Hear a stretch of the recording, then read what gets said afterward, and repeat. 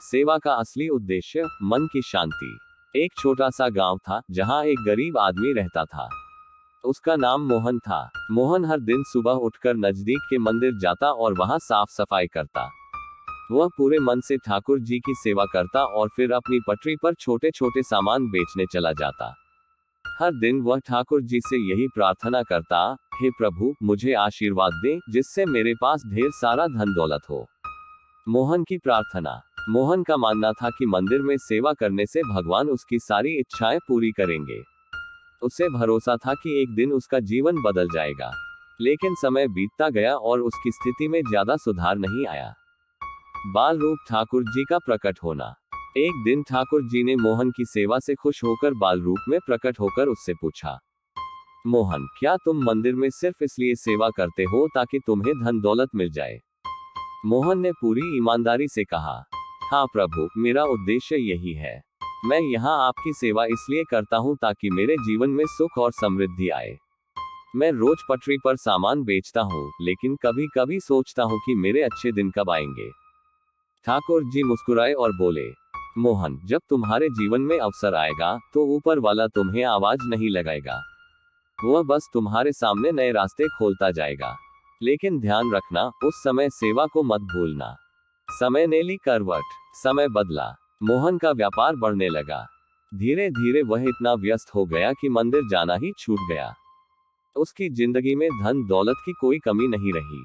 उसने बड़े घर बनाए, बच्चों की शादियां की और समाज में उसका नाम भी हो गया। लेकिन उसके दिल में कहीं ना कहीं एक खालीपन था। वापसी का दिन। कई वर्षों बाद एक दिन सुबह सुबह मोहन मंदिर पहुंचा। उसने फिर से साफ सफाई करनी शुरू कर दी। वह अपने पुराने दिनों को याद कर रहा था, जब ठाकुर जी ने उसे बाल रूप में दर्शन दिए थे। तभी ठाकुर जी फिर से प्रकट हुए और बोले, क्या बात है मोहन, इतने सालों बाद आए हो? सुना है तुम बहुत बड़े सेठ बन गए हो। मोहन की आंखें भर आई। उसने कहा, हाँ प्रभु, मैंने बहुत धन कमाया, बच्चों की शादियां की, अच्छे घर बनाए, लेकिन मेरे दिल को कभी चैन नहीं मिला। ऐसा लगता था कि रोज आपकी सेवा करने आना चाहिए, लेकिन आ नहीं सका। आज मैं वापस आ गया हूँ। ठाकुर जी की सीख। ठाकुर जी ने मुस्कुराते हुए कहा, मोहन, तुमने जो मांगा वो तो मैंने तुम्हें दिया, लेकिन मन का चैन तुमने मांगा ही कब था? सेवा के बदले कुछ मांगना नहीं चाहिए।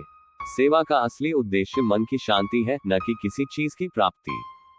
मोहन ठाकुर जी के चरणों में गिर पड़ा और कहा, प्रभु, अब मैं आपकी सेवा किसी स्वार्थ के लिए नहीं करूंगा। बस मुझे मन की शांति चाहिए। ठाकुर जी ने उसे आशीर्वाद दिया और कहा, जब तुम निस्वार्थ भाव से सेवा करोगे तो मन की शांति अपने आप मिलेगी। याद रखो, सेवा केवल देने का नाम है, न कि कुछ पाने का। सेवा का सच्चा अर्थ। उस दिन से मोहन ने तय कर लिया कि वह रोज मंदिर आएगा और ठाकुर जी की सेवा करेगा, लेकिन अब वह कुछ मांगेगा नहीं। उसने समझ लिया था कि असली सुख धन दौलत में नहीं, बल्कि मन की शांति में है। कहानी की सीख। इस कहानी से हमें ये सीख मिलती है कि सेवा का असली उद्देश्य स्वार्थ रहित होना चाहिए।